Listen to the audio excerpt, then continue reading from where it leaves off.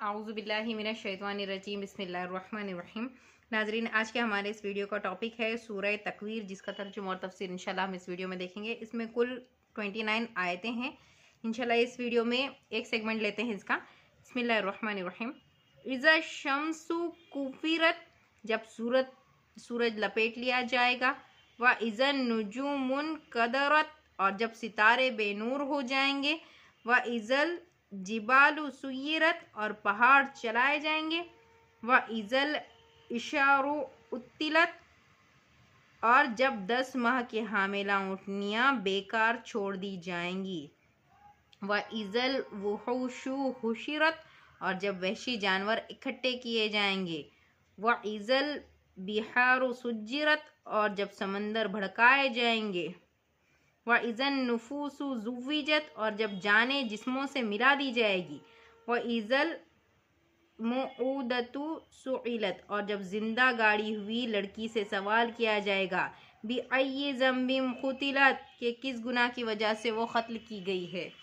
इन आयत के अंदर अल्लाह ताला फरमा रहे हैं क़यामत का मंज़र, के उस दिन किस तरह से किन अंदाज में लोगों से सवाल किया जाएगा। पहला है कि जब सूरज लपेट लिया जाएगा, ये अल्लाह ताला क़यामत के दिन की कैफियत बता रहे हैं कि उस दिन जिस तरह सर पर अमामा लपेट लिया जाता है, इसी तरह से सूरज को अल्लाह ताला उसके वजूद पर लपेट कर फेंक दिया जाएगा। यानी इसकी ये आखिरी दिन होगा, उस दिन इख्तिताम का दिन, जिससे इसकी रोशनी अब ख़त्म हो जाएगी। हदीस में आता है कि क़यामत वाले दिन चाँद और सूरज दोनों लपेट लिए जाएंगे।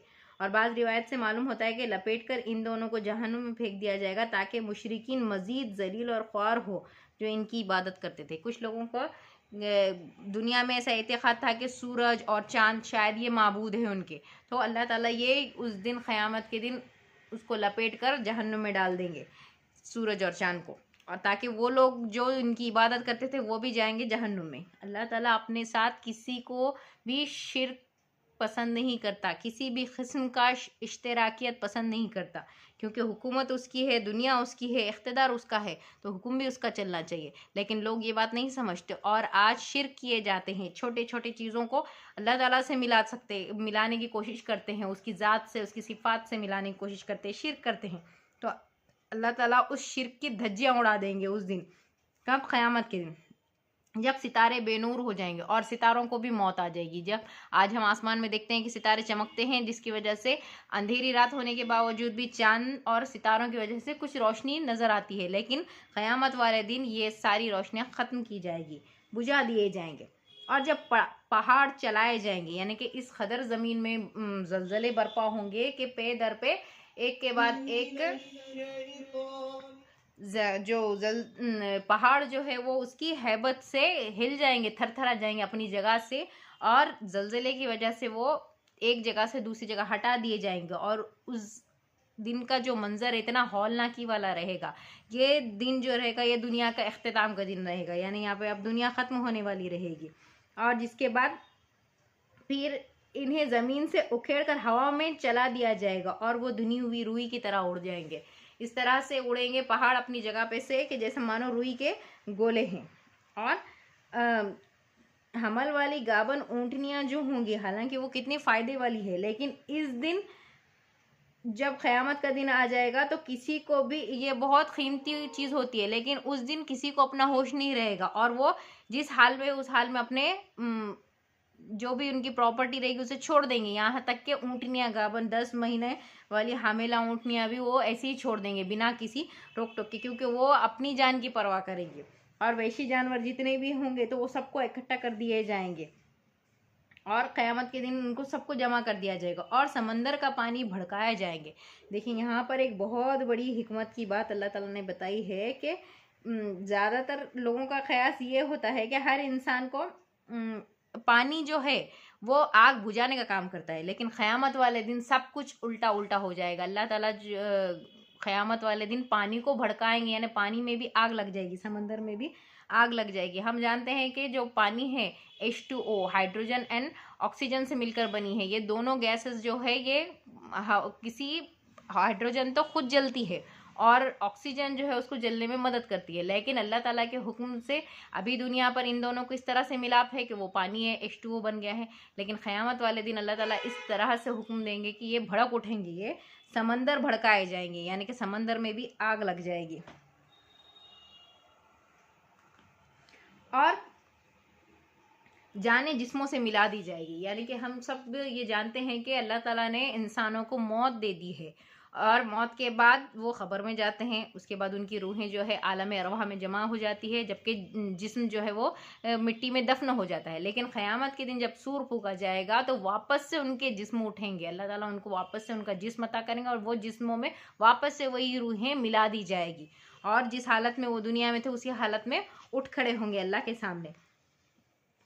और जब जिंदा गाड़ी हुई लड़की से सवाल किया जाएगा, ये किस्सा हुज़ूर सल्लल्लाहु अलैहि वसल्लम के दौर में ये चीज़ बहुत आम थी कि उस वक्त लड़कियों को जो है तो वो इज़्ज़त के डर से ज़िंदा गाड़ दिया जाता। अगर किसी के घर में लड़की बेटी पैदा होती तो वो मारे शर्मिंदगी के अपनी बेटी को ज़मीन में ज़िंदा गाड़ देते, इसलिए कि वो आगे चल के किसी बदचलनी का कोई इक़दाम ना उठा ले और अपने माँ बाप के लिए रुसवाई का सबब ना बने।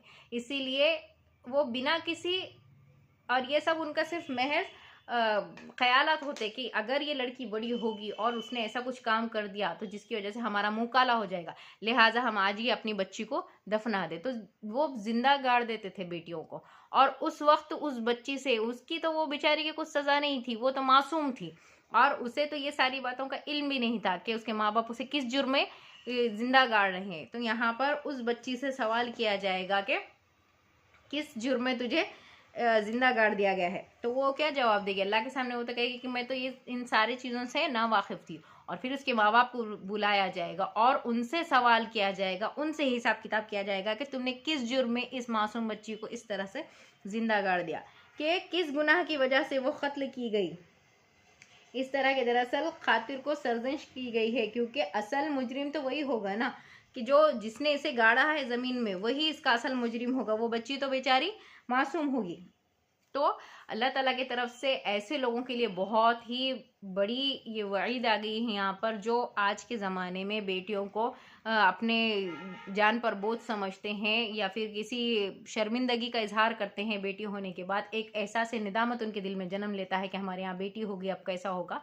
तो ये उनके लिए है कि इस तरह के इक़दाम, और इस चीज़ के अंदर तो मक्का के लोग बहुत हद से आगे निकल गए थे, क्योंकि वो दौरे जाहिलियत था, वहाँ के लोगों को कोई इल्म नहीं था और वो अपने एहसासात को जो उनके दिल में आते थे वो कर गुजरते थे। इसी तरह से वो लोग क्या करते थे, इस एहसास से शर्मिंदगी का इजहार वो क्या करते थे कि अपने औलाद को दफना देते थे, अपनी बेटी को ज़मीन में ज़िंदा गाड़ देते थे। लेकिन इस आयत के बाद सबको मुतनब्बे कर दिया गया कि आइंदा से ऐसी हरकत हराम है, अगर कोई करेगा तो अल्लाह ताला उससे ज़रूर बदला लेगा। और क़यामत के दिन ऐसे बच्चियों को उठाकर पूछा जाएगा कि तुम किस जुर्म के इसमें कत्ल किए गए हो, किस जुर्म की वजह से कत्ल किए गए हो। और जाहिर सी बात है वो तो मासूम होगी, तो और इसके बाद उसकी पकड़ किसकी होगी? उसको कत्ल करने वाले यानी उसके माँ बाप की, जिसने उसे जन्म होते ही मार दिया या फिर दुनिया में आने ही ना दिया या फिर जब वो कुछ समझदार हो गई तो तब उसका कत्ल कर दिया। ये निहायत ही घिनौना गुनाह है। अल्लाह ताला ऐसे गुनाहों से हमें महफूज रखे, हमारे दिलों को भी इस किस्म के एहसासात से दूर रखे कि बेटी जो है हमारे दिलों पर बोझ है, हमारे लिए शर्मिंदगी का बास है या हमारे लिए कोई वज़न है, हमारे दिल पे इस चीज़ को हम बर्दाश्त नहीं कर सकते या आगे चल के पता नहीं है हमारा मुंह काला कर देगी। इस किस्म के घटिया से ख्यालात से अल्लाह ताला हम सबको महफूज रखे और अपने बच्चों को अच्छी तरबियत करने की तौफीक अता फरमाए। ज़ाहिर सी बात है वो भी अल्लाह ताला की एक नेमत है, औलाद है, उसकी तरबियत की जानी चाहिए, उसे पढ़ा लिखा कर समझदार बनाना चाहिए, उसे दीन दुनिया की समझदारी देनी चाहिए, तरबियत करनी चाहिए उस तरीक़े से, ताकि वो भी एक अच्छा एक इंसान बन सके, अल्लाह ताला का एक बंदा बन सके, अपनी ज़िंदगी गुजार सके, ना कि उसको इस तरह से दफना दे या फिर उसे क़त्ल कर दे या फिर दुनिया में आने का मौका ही ना दे। अल्लाह ताला से दुआ है कि अल्लाह ताला हमसे जितने भी गलतियाँ हो चुके हैं माफ़ फरमाए, हमारे गुनाहों को बख्श दे और हमारी ख़ताओं को माफ़ फरमाए, हमारी गलतियों को दुरुस्त फरमाए। आमीन सुम आमीन।